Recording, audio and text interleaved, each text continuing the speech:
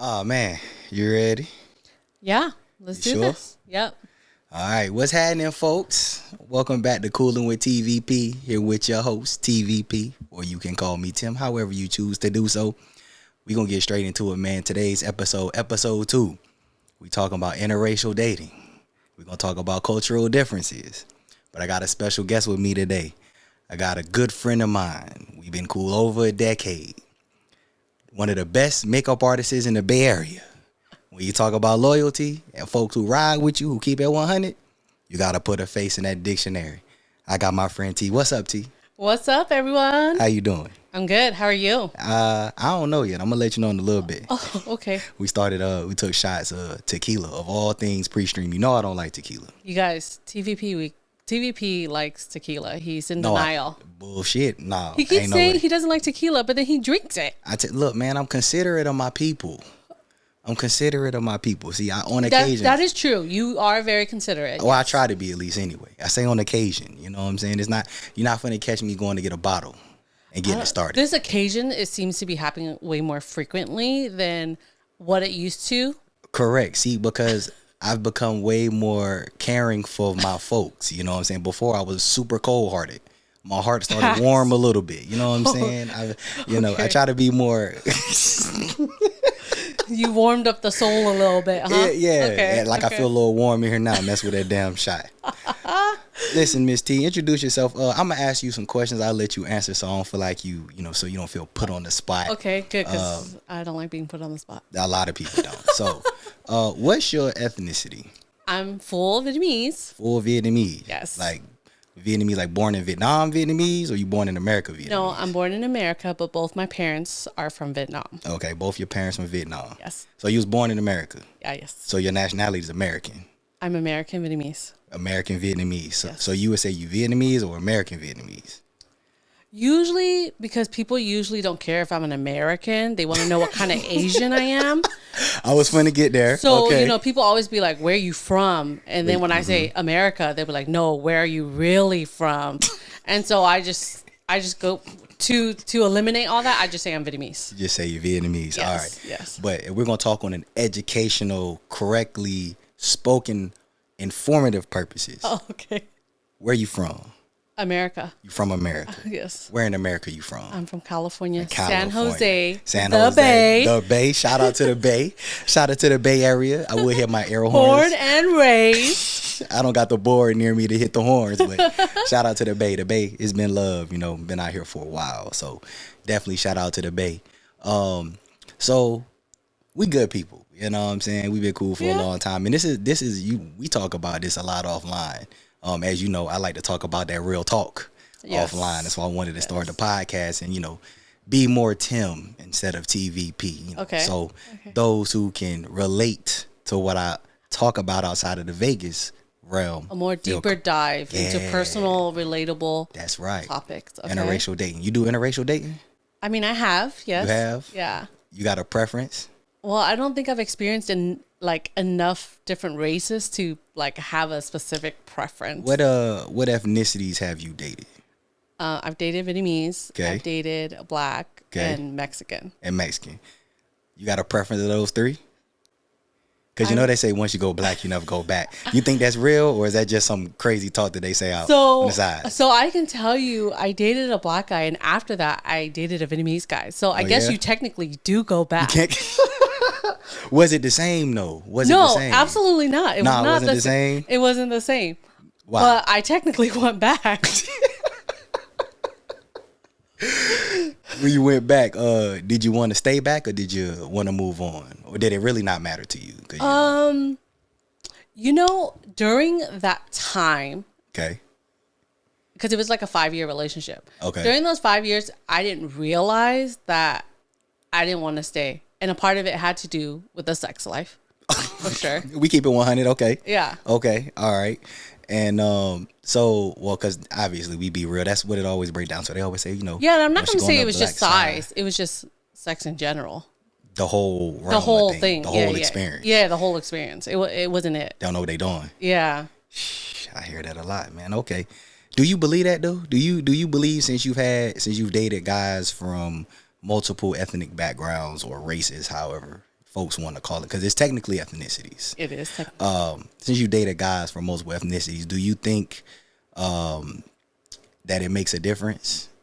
Like, do you think guys from a specific ethnicity just perform better, or it make you feel, I guess, better stimulated? Or do you just think it just really come down to the guy? It don't matter what his ethnicity is. I think it comes down to the guy. Think it come down to the guy? Now, granted, I would say I get why people make it seem like black guys know it all, but Why you say that? Or like, why you think people say that? Because like, well, you know, they have a stereotype for having something that's bigger than other ethnicities. From your experience, would you say that's a fact, or is that just speculation or hearsay, as they would say in court? I would say it's a fact. Think it's a fact? Ooh. From my own experience, Whoa. okay? My own experience. We can only speak on experiences. That's fair. Yep. Only on experiences. But I was with a black guy and he couldn't do anything. So it's like it was the same as dating the Vietnamese guy. So oh man, that's tough. So that's why I said I think it really depends on the guy. Okay. You know, and these the type of topics I got to get from a female. You know what I mean? Because, and you know, some females gonna say you been with the wrong one. Yeah. Some females might be like, that's facts, but. You know, we'll just go off your experiences. We all have our own experiences. I mean, we obviously all didn't all date the same person, so. Yeah, and as most folks know, as you know as well, you know, I date interracially. Yeah. I haven't dated a African American woman in a very long time. And one reason is because, you know, now that we talking about this on Front Street, I don't necessarily personally have an issue with African American or black women. Okay. I just like to, I feel like exploring. You know, I dated my first Latina, because I love my Latinas. Shout out my Latinas. I love my Latinas. I've dated plenty of ethnicities. I've dated black chicks, I've dated white chicks, I've dated Latinas, Asians, messed with a couple of Middle Easterns here and there. So, you know, I've been around. All right. But I myself, you got I like different area codes. Hey man, Luda stole that from me. I don't care what nobody say. No, shout out to Luda. No. I don't get that busy. I'm real selective. But okay. I myself, I would at a young age, I wanted to explore, you know, being African American. We're going to dive deep into this. We're going to get real into this. Like being, coming from the black culture, like I grew up, especially in North Carolina, where it's kind of like, you know, we're not supposed to date outside our race. We won't be accepted. Like people can't relate. And, you know, I would probably say once I got in my teen years, you know, that was what I knew, but I just got curious, you know what I mean? And so I jumped out there. I tried, you know, I dated a Latina. And it was pretty good, but then, you know, I ended up going back to a black chick, and then I got cheated on, and I messed with another black chick, and, you know, I ain't going to slaughter her through the mud. It wasn't it. So I was kind of like, yo, you know what? I want to really get out here and see why. You know what I mean? I wanted to date these other ethnicities, and I ain't been back. I ain't going to lie to you.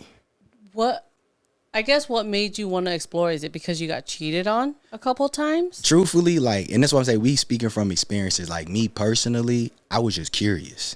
Like I was kind of like, they like, yo, you can't date no ethnicities. You can't mess with nobody. Got to stay with the black girls because the mother culture is not going to accept you. They're going to look down on you.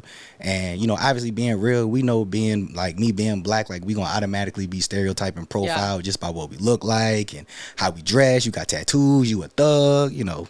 Me wearing a hat, people might think I'm some type of troublemaker. You know, I might be a fuck boy. You know, it's all kind of stereotypes. But I myself, I just got curious. I was just like, why not? You know what I'm saying? And what is it about other cultures that, you know, outside of what they see that they might not like, you know? And so when I first dated this Latina, I ain't gonna lie. She was cute. Yeah. She was cute and she liked me. You know what I mean? It's just, she was a little wild. Not crazy wild, just she was a little more faster than I was. Oh, okay. She has a little more mature than me at the time. And I wasn't ready. I keep it 100. I wasn't ready for what I got my hands on to find out she was really in them streets. You know what I'm saying? And I hadn't got out in the streets yet, but she was like in the streets, like skateboarding in the streets. I don't think it's a good sign that a female is in the streets more than you are as a male. And this was right before high school. You know what I'm saying? Like I was like, hey man, all right. But, you know, back on point, once I dated her, it wasn't like, you know, I never really felt like no type of like racial thing, but obviously I was young too. But then I messed with another chick, another Latina when I was in high school. You know what I mean? And this was like, I guess you would say my first real serious relationship. And like, her family was cool. Like, I didn't deal with no like racism or, you know, them like, oh, this black guy's coming. Like, they treated me like I was cool. You know what I'm saying? Let me get off of me real quick, because that was just my quick early experience. I just wanted to get out there to see what the other culture was like. What is it like on your end to actually like date a black guy? Like, do your family look at you crazy? Do they look at you like, or not? Do they, or if they like, just in general, what is it like? How does it feel? I personally have never had an issue with my family dating out of my race. Okay. Don't get me wrong. When I was younger, my parents definitely wanted me to date a Vietnamese guy. And I think that has to do with language, because my parents just don't, their English is not very well. Okay. But like they have never ever told me like, don't date a black guy or don't bring home like someone in another race. Like, I've never had any family, and I feel like my family is actually really accepting, but you have to be open-minded to that, because if you have parents or grandparents who are very closed-minded, right, it's a whole different world and situation that you're going to put yourself in. And I think that's when it gets really tough. Okay. And so now that's your experience, just being Vietnamese in general. Now, for the folks who might not know, because even I fully don't know, I'm going to just ask. That's why we're going to have this conversation. Okay. So in Asians in general, like, you know, there's different type of Asians, obviously. Like, would you say it's being real, you think Asians are into guys from other ethnicities and don't say nothing, or do you think like in general Asians would prefer to stay with Asians? Are we keeping it real? Yeah, keep it real. I think a lot of Asians are intimidated by other races. Not because they're being racist, but more because of a lot of Asians. I can't speak for all Asians, but a lot of Asians are on the quieter side. Okay. They don't really say much. They don't stand up for themselves. They don't, like, if you notice, like, Asians kind of keep to themselves. They're pretty quiet. Like, they don't speak up about stuff. And I feel like when they see even like white people or black people speak up, it intimidates them just because they don't do it. Like, that's not something they're used to. Okay. Now, do you think it's just like a black people thing, or do you think it's just like other ethnicities outside of the Asian culture? Or do you think they just intimidated the most by black people? Because you said speaking up, so I just want to clarify on that. You say when people speak up. Yeah, you know, when they get loud or they're fighting, like, you know, you don't really see Asian people fighting in the streets and stuff. So who is they? Usually the white or the black people. The white or the black people? Yeah. Okay. Yeah. So would you say one's worse than the other? Or we'll just say intimidated, because you use intimidated. You think like in general, because we're speaking in generalities, people. I always got to clarify this. Everything is experienced in general base. Unless we use all, we're not saying all. But in general, just the Asian culture in general. Like, when you say intimidated, like, that's why I was saying, is it just like whites, Caucasians, blacks, you know, people, man, we keeping it real. Forget all white or black people. Or do you think, like, do Latinas, do they fall in that category of being intimidated too? No. I think I would say it's probably more white and black. More white and black. Okay. Yeah.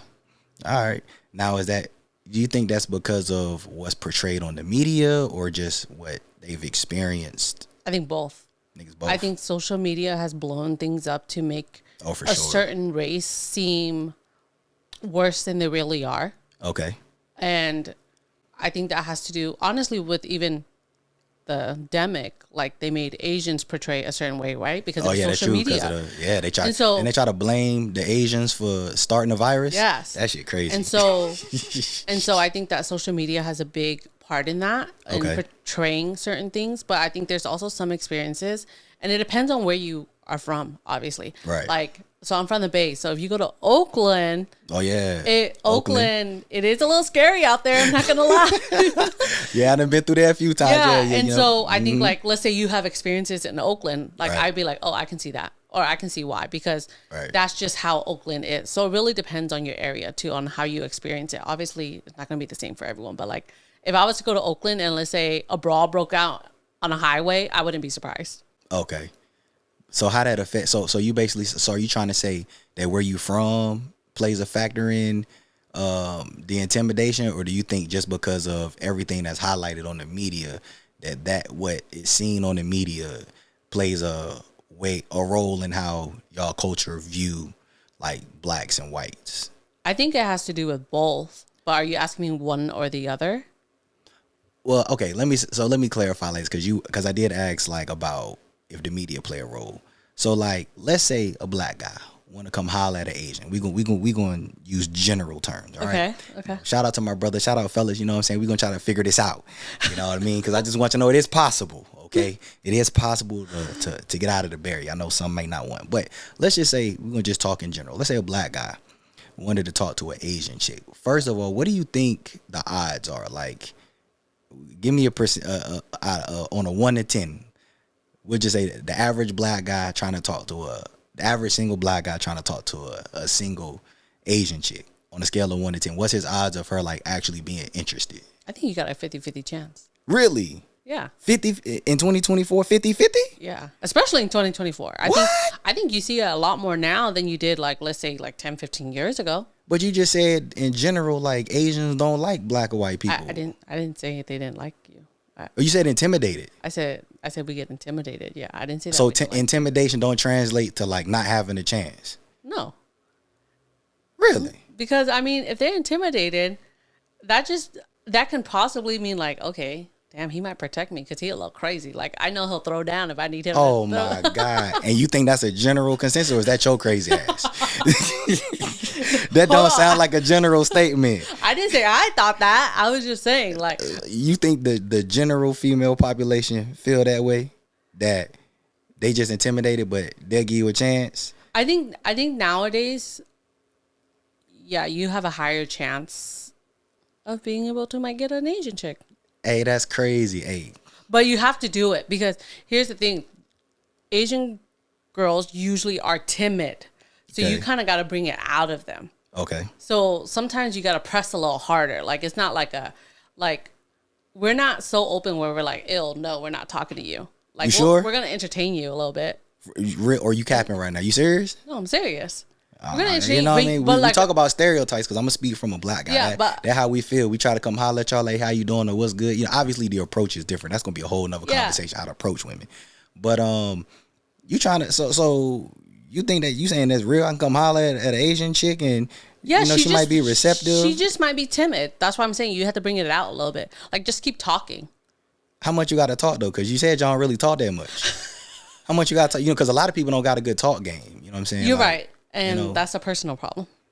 I mean, that's a general personal problem, but we trying to help. You know, I know, but if you're trying to get to someone, you need to be a talking person one way or another. Make some kind of a small talk. That's why I say how much. Because if I'm like, hey, how you doing, and you just like, I'm like, you having a good night? You like to drink? Like, how far you got to go? Like, you know what I'm saying? Well, I guess if you're gonna ask 3 questions and you don't get one word out of her, you might want to let that go. All right, so a couple like introductions or something should like at least break. Because when you say intimidate, like you got to think about it. It's one thing to say like you're shy. It's another thing to say intimidated. Intimidated like close to fear. You know what I'm saying? So you intimidate, you might be afraid. So that's why I'm like, how much I gotta crank the wrench before it loosen up? You know, is it kind of like a? Should I just walk up and like, let me get you a drink? Or is that too aggressive? That's where the intimidation comes in. See, that's too aggressive. Like, why you gotta come on so strong? Well, I mean, if you don't talk, I want you to feel comfortable. You know what I'm saying? Because I mean, it might jolt something in your nerves. They'd be like, well, you know. But I mean, you know, and then after that, maybe you'll speak. Ain't the way to go. No, I feel like that's a little too aggressive. Some bullshit. All right. All right.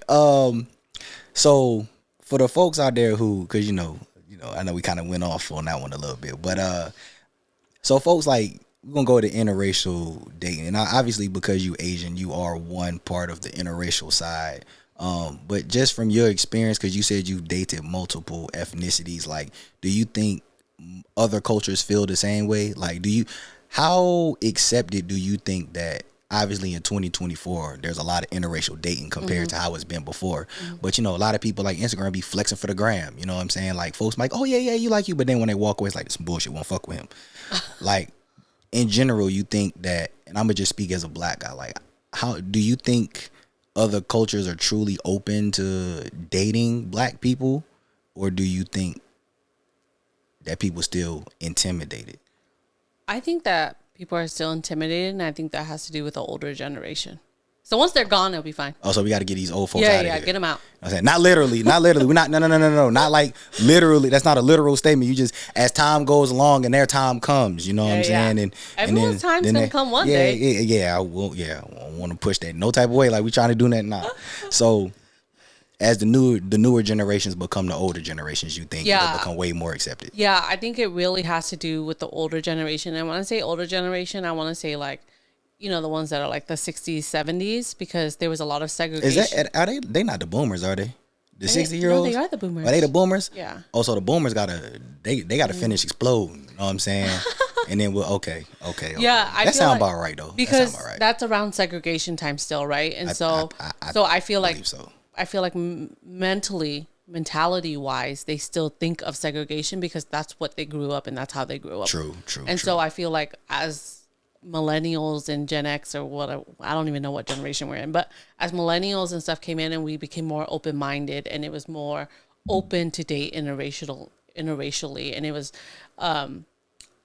to be friends with, you know, even to be friends, have friends outside of your race, right, is a lot more open now compared to the people who grew up in like the 60s and 70s. Okay. I think I would agree with that. But my question also is, and I'm gonna just say it, is blacks the worst? Like, and worse in what sense? In trying to approach another. So like, is it, in your opinion, do you think that an African American trying to talk to someone or date someone from another culture is more difficult than if someone from another culture were to try and come and date interracially, or like to try to come and date a black person? So if any other culture wanted to try and date someone who's black, do you think blacks would be more accepting, or do you think there's another culture that would be more accepting to dating a black elsewhere? Like, what's the hardest? That's hard. I don't know, because I feel like it can go either way. Yeah, and it's going to segue into our like cultural differences. This is why I'm asking, because you know I think there's a notion out here that we gotta speak on. I think it would be harder for the blacks to date someone from another culture. And I think it's because, in general, I think black people are just already perceived a certain way in a stereotype just by their skin color. Right.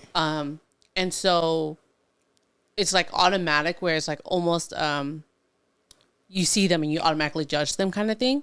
Okay. And I think that sometimes they also tend to have a more aggressive tone and demeanor to them. Yeah, we speak about this earlier. So we're saying we think black people are more aggressive than white people. Yeah, that's where we going. I'm gonna say that. Yes. All right. Yeah. You know, I'm gonna watch the replay of this because I was trying to get to that when I was like, them Asian folks is they think black folk, white folk aggressive, or more aggressive. So we gonna say we think black folks more aggressive than white folks on a stereotypical basis. Okay, yes. Fair enough. I know some people might disagree, and that's okay. Comment below, drop your comments. But you know, we just talking about it. Yeah. So okay, fair enough. And we think, of course, that's because of what's portrayed in the media and stuff. Yeah, I think it's what's portrayed. Because if you think about it, a lot of the videos that you see online, the news, like the robbery, the most evil devil in America. That's why I call it media. Most evil devil in America. It's sad because a lot of the stuff that you see is black people. Right. Like whether it's murders, whether it's all these robberies that are happening in California, for example, all these businesses losing money. It's all black people, you know, robbing them. Yeah.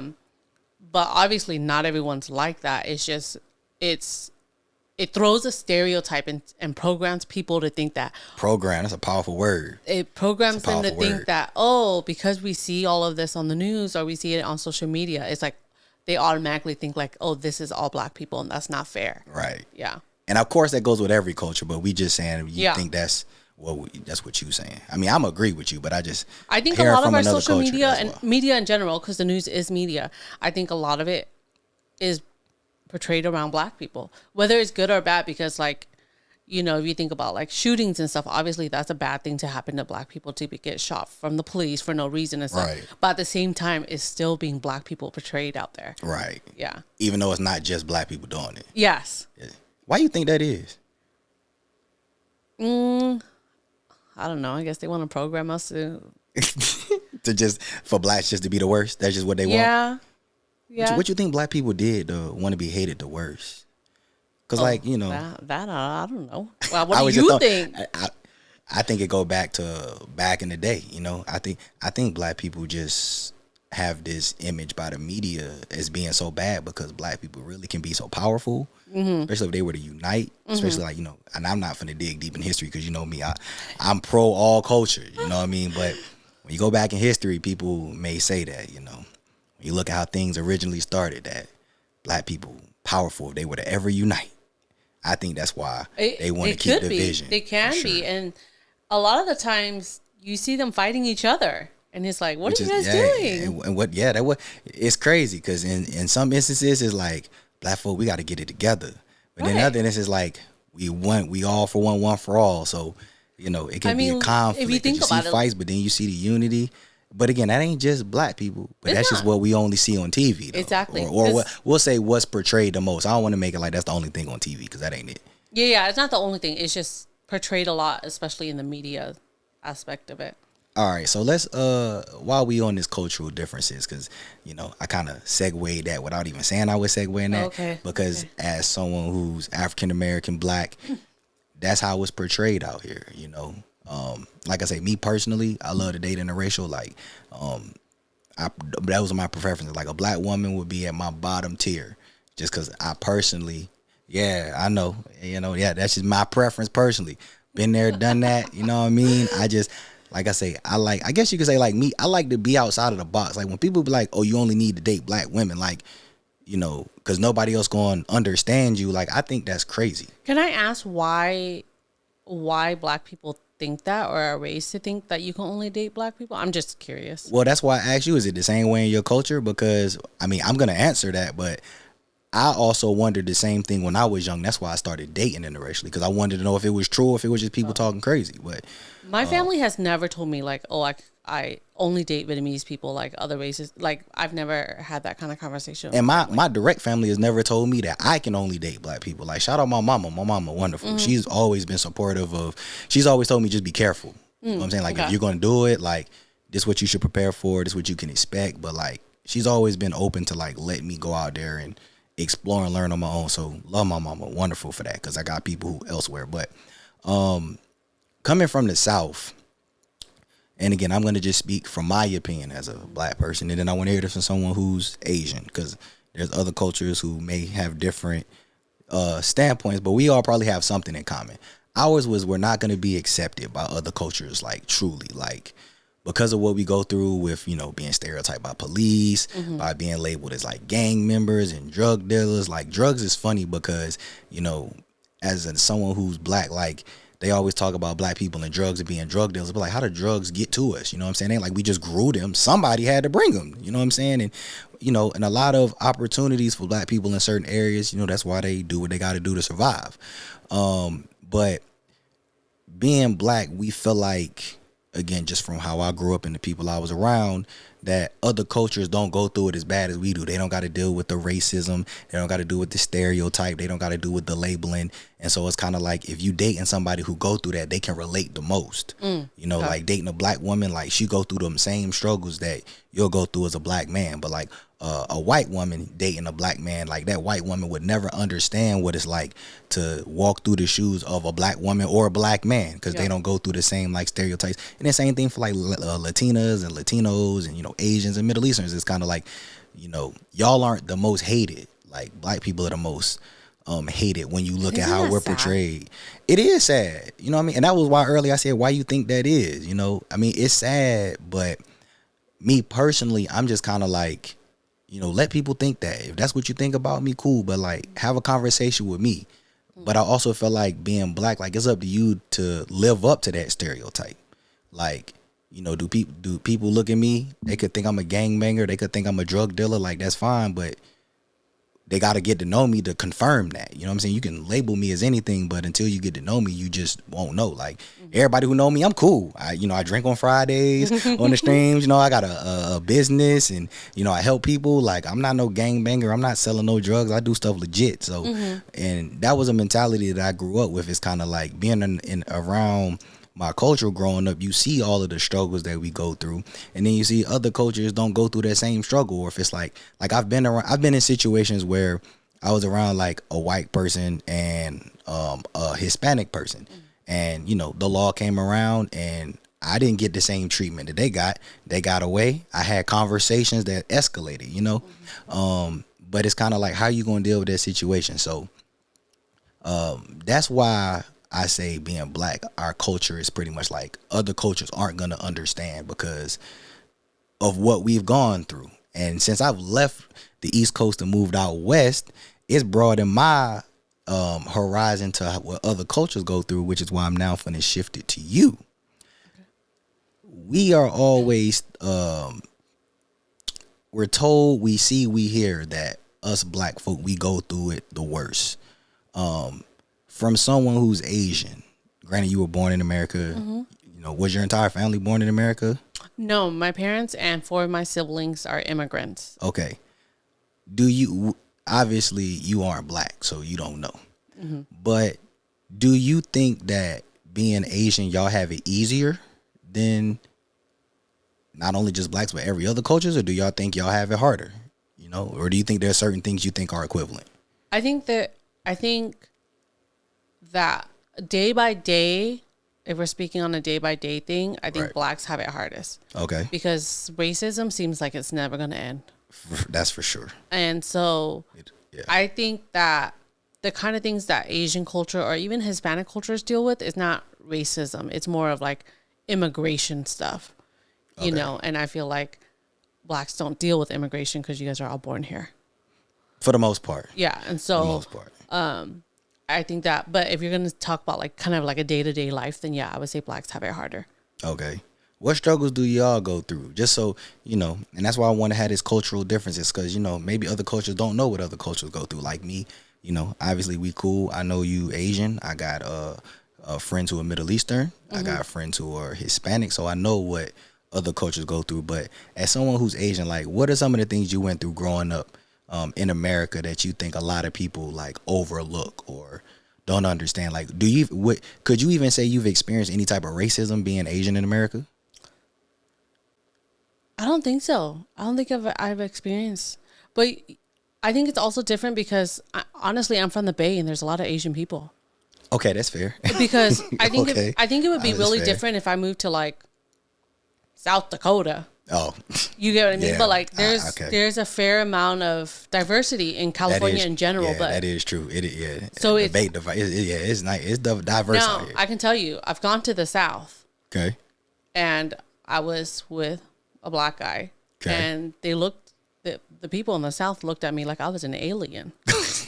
Probably because it ain't that many Asian folk out there. That's why. That's probably the only time that I maybe have experienced racism. But they didn't say anything to me, but they didn't look at me crazy or kind of was like, why are you with him kind of thing, you know? Okay.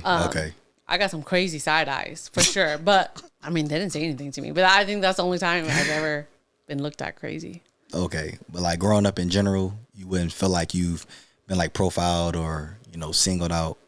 Like, no, I don't think so, because I went to a school that was really diverse. Okay. I think there was Asians, there was whites, there was Hispanics, there was blacks. And so I think because we grew up being diverse, that I didn't grow up in a community that profiled me or really any of the people around me. Okay. Now you said you've been in the South, like, when you was out there, do you think that if you had grew up there, you may have dealt with things in a worse way than you did being in the Bay? I would have to say yes, but why is that? That's going to be an opinion because obviously I didn't. We all got opinions. Because I didn't grow up in the South, but I think because the South is predominantly white and black. Okay. And are not educated a lot about Asians. Okay. And so they think we're aliens for sure. They think we're crazy. I was about to say, growing up in the South, I will say that like there were like very few Asians that I saw like from elementary school to high school. They were out there, but it was very like a handful. Yeah, literally. Maybe. For sure. And but you know, just like I didn't know much about I didn't really know much about the Asian culture until I even met you and we got cool. But like they was cool. You know what I'm saying? They, you know, when you say they were quiet, like they were like that y'all are quiet, they were very quiet. And I say it was probably when I started hanging out in UNC. You know, shout out to my North Carolina people.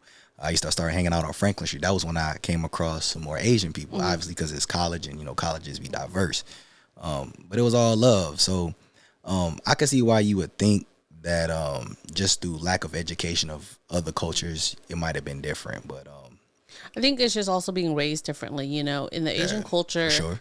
You're raised not to speak up. But I feel like in the American culture, whether you're white or black, you're taught to speak up, whether it's about how you feel, whether it's about something's going on. Yeah. Maybe you see someone get robbed, I don't know, on the side of the street or something. Like, you guys are raised and taught to speak up. I don't know. Hold on now. I was gonna say, we speaking in generals maybe, because how I was raised up and how folk around me was raised up, you better keep your mouth closed. You see something, you don't know nothing. You know what I'm saying? Maybe that was like street talk. I don't know, but like, nah. I was gonna say, I get what you mean though, in general. I get what you mean too, and I think that has to do with your street side. I'm about to say, because that is street code. I ain't seen nothing. I don't know nothing. I ain't heard nothing. But yeah, I guess if you think about it in general, yeah, because if something happened, call the police.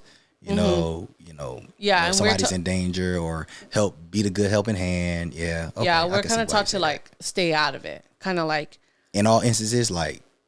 Yeah, I mean, obviously you're an adult and you can make your own decision. If you're gonna help somebody, you're gonna help somebody, right? But like growing up, it was kind of like stay out of the business. Okay. It's like kind of like it's not your thing to deal with. So like, don't say anything. You didn't see nothing. Nothing happened. Okay. And then you sweep it out on the rug. You think that'll ever change, or you think that's something that'll be passed on from generation to generation? I mean, hopefully there's some generational. Because you said them boomers about to be up out of here. Like, you think Asians still passing that down to their kids nowadays to just be quiet, or do you think they starting to speak? I think that even if the boomers are out, there's things that traits and stuff that they pass down to their kids, right? And so I think that as open-minded and change we want to make, there are still some traits that are embedded in us from our parents, or our great grandparents, and so. You have to do a lot of work to switch that mindset and be like, I'm going against what they say. Right. Yeah. Okay. So what do you think, we both know a lot of people from, probably we'll say someone from every culture. Yeah. What do you think is a similarity that all cultures go through that we all might not realize that we go through? That they all go through? Name one what is one thing you think that every culture go through, but one culture may think that they go through it and another culture might not? Like poverty. Poverty. Ooh, okay. Because I think that a lot of people think that if you live in the hood, which most usually is black people in the hood, right? For the most part. And so a lot of people who think, oh, you live in the hood, that means you're poor, but it's the black people who live in the hood. Right. But you also have to understand that a lot of immigrants who come to this country can't work. Okay. Right? Because whether they don't have a green card, whether they don't have a working visa, whatever the case may be, they cross the border and they can't work. Right. And some of them get Section 8. And Section 8 is a form of poverty. How you pull that off, though? If they get across the border nowhere, how they be pulling that off? Or should we not say that publicly? To be honest, I don't know. Oh, you don't know? I know. I don't either. I was gonna say I'm asking for real because I'm not an immigrant, so you know what I'm saying. I guess I never asked my parents that. Oh, okay. I've always been curious, you know what I mean. I guess ain't nothing we need to dive into. But if you knew, I can tell you, it was a lot easier back then to get Section 8 than it is now. Yeah, I can believe that. And it's probably because of all these immigrants. Honestly, like probably, You think immigrants are clogging up the Section 8 pipe, or you just think in general it's just hard to get Section 8? I think they're clogging it.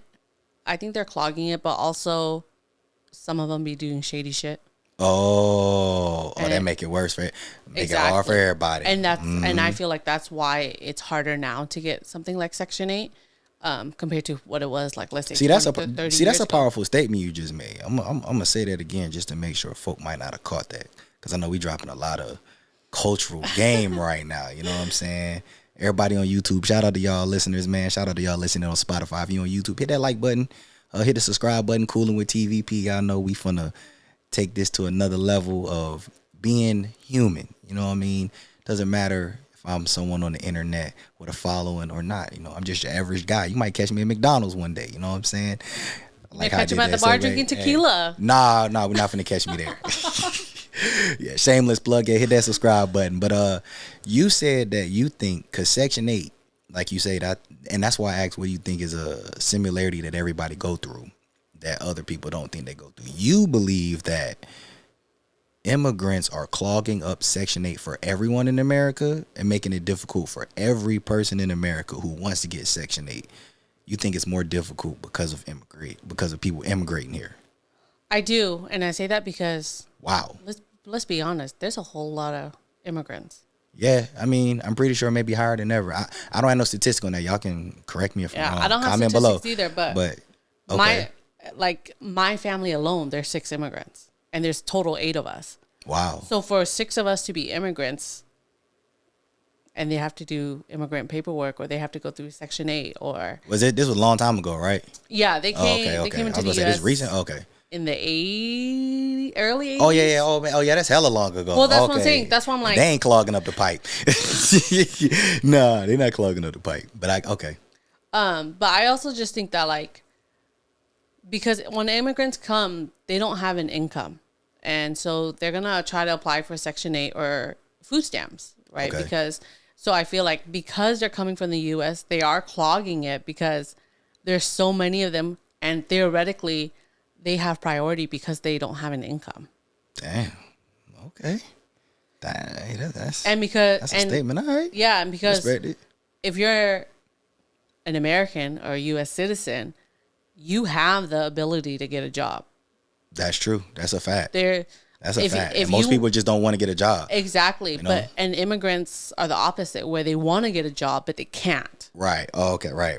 I got you. And so as much as I love the immigrants coming over, of course, like my family's an immigrant themselves, but it can cause like pros and cons on both sides. Okay. I was about to say, well, I'll give I'll just simply say mine, because you just made up a point that I want to ask, because so I would say, I think the one thing that as a society, every culture, we all go through that, I think some feel, or others is just, you said poverty, so that's I almost said poverty. Is that tequila? Listen, it might be. No, you said poverty, which is that's a very good point. I was gonna say the struggle, though. I feel like in society, we believe that certain cultures struggle more than others, but when you bring up the immigration point, like, that's a very, very, that's a very good point, because I believe that every culture struggles, but we don't see the struggle that a lot of other cultures go through. Because we're not on the media. I mean, that's a fact. You're right about that. That's real talk. And I say that, and I'll say, like, since I've been out here in California, like, that's something I've seen a lot, that, growing up where I was from, it was just like, man, being black, we go through it the worst. Like, most Section 8, we think, if you on Section 8, it's black people. Like, if you're not black, you don't got to be on Section 8. But as I've gotten to learn other cultures, like you talked about, like immigrants, like people who like come over here to try to make a better life for their family, and in the process of doing that, they can't work, so they got to figure out how to make it. You know what I mean? And it was surprising to learn how many people like that I've just come across in society in general, from so many different cultures that have had to struggle growing up.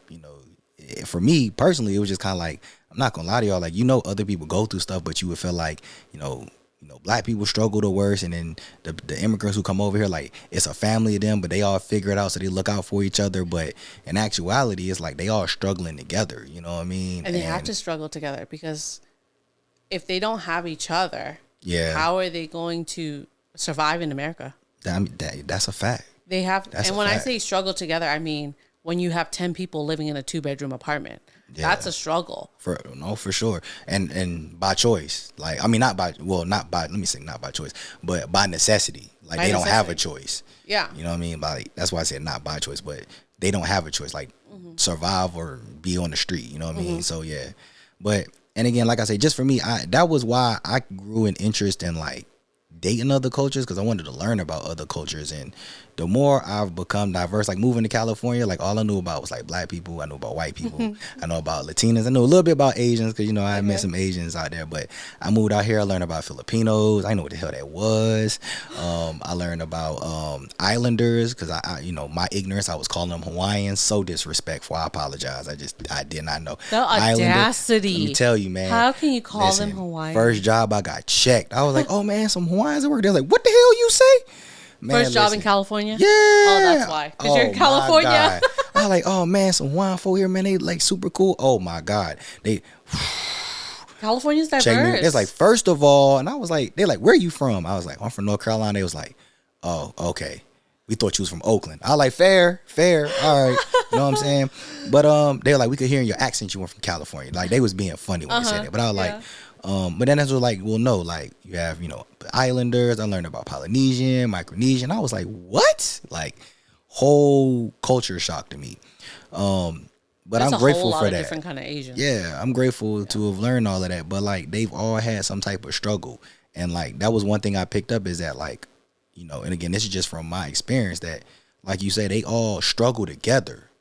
They don't struggle separately. Like, when they're growing up, they all grow up, like, they all live in like one house, or they all try to like work at the same job or in the same area until everybody like make it. And, you know, I was like, it just blew my mind. I was like, man, you think you go through something until you find out like what other people go through. Because, you know what I mean, we didn't have to grow up, or I didn't have to grow up into my middle school and high school years living in a house with 10, 12 people, you know what I mean? And the fact that people really do that is crazy, but it gives you a whole new perspective.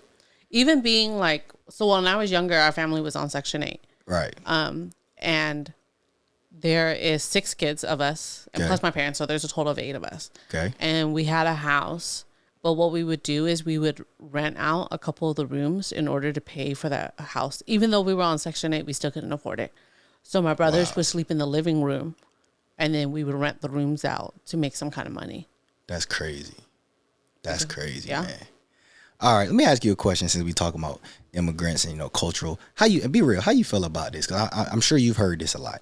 Because it pisses me off when I hear it sometimes, too. People get on my nerves. Oh, okay. But when you hear people say, you don't deserve to work. Like, go back to where you came from. Y'all taking all our jobs. Y'all shouldn't be working. How you feel about it? How does that make you feel? Especially as somebody who was born here.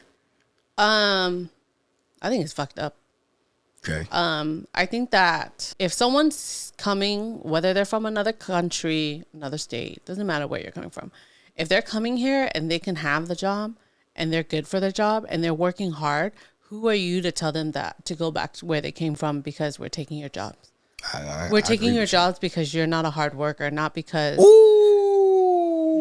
of where we came from. They're not hard workers?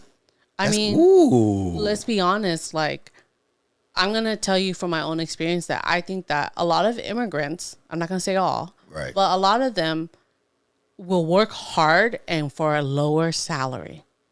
I mean, I think that's a fact just on the strength of America offshore and everything. Exactly. You know what I mean? That's just a fact. And I mean, I'm an American. Obviously, I'm born in America. A lot of us are,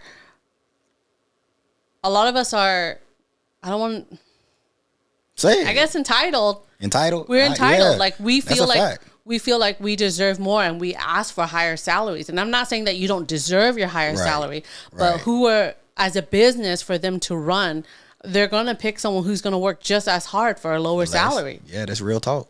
If they can do the same exact job for you for $20,000 less business-wise, that's a smart decision to make. I mean, see, you talking about two different things. You're talking about the business side versus the hard-working American side. Because, you know, the hard-working American don't care about business. They care about, y'all. I'm in here. I done put all these years in, and now you want to give it to somebody who going just start with the company, don't know half of what I know, because they gonna make less money. You know, that's how a lot of people feel. So them people might be like, well, I'm not like lazy, or I don't feel entitled. Like, I earned it. You know what I mean? So would you agree with that? You think them people feel entitled, or those people are entitled, or do you think if someone put in the work, they deserve it? I think if you're actually putting in the work, then you deserve it. But a lot of people are lazy. I agree with you. I mean, I'm not disagreeing with you. You know me. I like to be unbiased. I play both sides. But I mean, because you said two things in one. A lot of people. That's just the American dream problem. Is you think you're gonna work hard, you grind hard, put in all this overtime, you're gonna climb the corporate ladder, you're gonna get to six figures, and then move up in the company. And the reality is they run the same game they've been running forever. You're gonna put in that work, they're gonna see how valuable you are, they're gonna run you to the ground, they're gonna give you a little bit of money, and then once you start to get to a plateau, they're gonna probably look to replace you, or they're gonna make you leave because they're gonna be like, oh, we're gonna review you in 3 months. Oh, we're reviewing 6 months. Oh, we didn't make this much money. So you know. I think it goes both ways. I think it has to do business wise, because like if you work in corporate America, you're working for some type of a business, and that business at the end of the day has to do what's best for the business. That's a fact. And so they're not thinking about you and your personal. They're thinking about their business, you know. And what about the personal though? I'm gonna get back. Don't worry, y'all. I'm gonna get back to the entitlement, because folks is entitled out here. But just to finish this point, yeah, that's the business side. But the personal side, I know y'all are business, but folk got kids. I don't got no kids. But folk I got kids to feed, I got a house to take care of. And that's true. And you gonna replace me? I've been here 5-6 years for some newbie because y'all gonna pay them less money? Some bullshit. It is bullshit. I mean, I don't disagree with it, but at the same time, they're cheaper. If they can do the same job for cheaper, why wouldn't I take them? It's the cost of doing business, as they say. It is. It's a cost of doing business. Why you think people entitled? Let's talk about entitlement. And do you think there's a particular group of people that are more entitled than others, or you think just Americans in general are entitled compared to immigrants who are willing to come over here and work for less? I think Americans are entitled, and I think because they are more privileged. I think that when you're an immigrant, you're not privileged. Okay. And you also come from a country. Elaborate. What you mean privileged? Privileged in the sense of, well, if you're born in America, you can work because you're a U.S. citizen. So you don't have to do any visa paperwork, working visa, K-1 visa. Like, you don't have to worry, green card. But when people say the same thing about your country, if you're born in your country, you can work in your country? You're right, but here's the difference. What's the difference? In America, there's 1, child labor laws. Okay. 2, you get full-time and part-time. Full-time, part-time what? Roles, positions. That ain't another country? No? You get minimum wage in America. Don't y'all get minimum wage in other countries? No? No. That's not a thing? You're lucky. Like, there's some countries where people might work once a month because that's all they can get. Work once a month? Exactly. And they might make $20. Where my start the cap but? But there's once a month for $20? So $20 a month? That's what I'm saying. It's a lot. And so that's crazy. When those people that's why a lot of the people escape their countries to come over here, right? Because there's more opportunities. Okay. There's money. When they get a part-time job, they know they're going to get at least 20 hours a week. When they work a full-time job, they know they're working 40 hours a week. Like, they know they're getting paid these hours, right? Okay. And they're getting a minimum wage or a salary that was offered to them. So then they know what they're getting paid. As in some other countries, you don't know any of that. You don't know when you're going to work. You don't know how often you're working. You don't know how much you're getting paid. Okay. Sometimes you don't know when you're getting paid. That's crazy. You don't know when you're getting paid? Yeah, and so that's why that's why there's a lot of immigrants, because that's wild. There's issues like that in other countries, and because the United States has these federal laws and stuff in place, right? It gives them the opportunity to find jobs or make money. So, would you say you think people are entitled or ungrateful, or both? Both. Both. So you think people are entitled and ungrateful? Yeah. Okay. Because I think there's some people that come out here and be like, I deserve this and I deserve that. And then when you ask them why, they can't give you an explanation. Or they give you something and I'll be like, but it's the same thing. So how would somebody be entitled if they say they deserve this, but they can't explain to you why? Is that entitled or just stupid? Like, if somebody tell me like I deserve this, and they're like, well, what you deserve this for? And it's like, because I deserve it. It's like, what? I feel like that has to do with a little bit of entitlement too, though. And I say that because when you feel like you deserve something and you don't have a reason to deserve it, that's a slight entitlement, because that also probably means that you're used to getting what you want. Okay. And it can be a privilege. Okay, I can see that. Privilege. It's a privilege. Man. Whew. It's powerful right here. We entitled, ungrateful, privileged. Crazy. But, it's real. And again, I wanted to have this conversation with you, one, because we cool. You know what I'm saying? We've been cool for a very long time. We always keep it real. And that's what I'm going to do in this podcast, as you already knew in advance. But I think it shines light on what other cultures go through, because I still think that's crazy for you to say that, like, because, a lot of people would think, well, just go back to where you from. Like, we making our money here. Y'all can make y'all money there. Like, it's not that big of a deal. But I couldn't imagine in the slightest working 1 day a month, because that's all I can do. Like you say, part-time. Like, you would think, and like, again, this was something I didn't know until obviously I became more, knowledgeable of other cultures, is that, in some countries you are only working 1 day a month, because that's all you can do. Like, if that 1 day a month there, and it's like, how you live on $20 a month? You know what I'm saying? Honest, like, people, you can't. That's why that's why these other countries are so poor. That's crazy, man. And if you think about it, immigrants usually do the jobs that Americans don't want to do. Say that again. Immigrants do the jobs that Americans don't want to do. Immigrants will do the jobs that Americans don't want to do. When I say that, I say janitors, house cleaners, garden work, construction work. Those are a lot of jobs Americans don't really care for. Labor intensive. I was about to say, if you think about construction workers, it is typically one demographic of people for the most part. Janitors, I don't know. I don't know about it. I know a lot of American janitors, especially where I come from. I know a lot of American janitors. Because you come from a place where there's a lot of Americans. Well, but I was gonna say, but construction though, it's that same group that did construction out there on the East Coast. I see them out here on the West Coast. I seen them down south, up north. They usually do the labor intensive or like the dirty jobs that like people don't want. That people don't. And I mean, just keeping it real about, to your point, I agree with that. When you were talking about people being entitled, but I think that's really what it is, I hear a lot of stupid ass people out here talking about saying that stuff like, people need to come back where they from, or you shouldn't be here, y'all taking up all the jobs. But my thing is, you can go to Indeed.com or what is it, Zendesk, or any of these sites online, and they all hiring. LinkedIn, you can go to McDonald's, you can go to Burger King, you can go to Walmart, and they always hiring. But people like the entitlement, like you say, oh no, I'm not doing that, I'm too good for that, I'm not that cheap, I'm worth more than that. But the immigrants would be like, it's a job, I'll do it. All right, so we'll wrap this up, man. First of all, I appreciate you. Thanks for having me. Hey, man, I appreciate you being here. You know what I mean? And, being a first guest on the pod. I know. I feel so special. Hey, you should. You know so what I mean? Honored. I was trying to figure out which way I wanted to go with episodes 2 through 4. But I don't. Why did you have to give me such a hard topic? Hey, man, is it hard, though? You come up from a different culture than me. You experienced. It's very controversial. That's life, though. Well, you know the line, get comfortable being uncomfortable. Did you feel uncomfortable? A little bit. You did? Yeah. How you feel now? I'm okay, I guess. Feel all right? Maybe another shot. Stop it.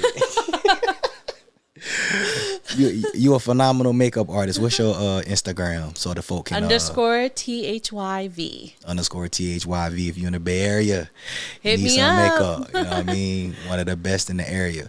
Before we get up out of here, what my guys need to do, like for my guys who want an Asian chick, where they need to go to get them, and what they need to do. Where they need to go? Yeah, where can I go find me an Asian chick? Food places. What kind of food places? I don't know, just food places. Just don't come off so aggressive. That scares What's us. the best way to approach Asian female? Like, I do want to come holler at you. How you need to approach you? We're going to use you as a model. How we come approach you? You can come up and just say hi. And you going to say hi back? Yeah. And then you have to just figure out what to say from there. But like, just don't be so aggressive. Don't be like, yo, ma, what's up? Yo, his folks still saying that. Yo, ma. Man, cut this shit.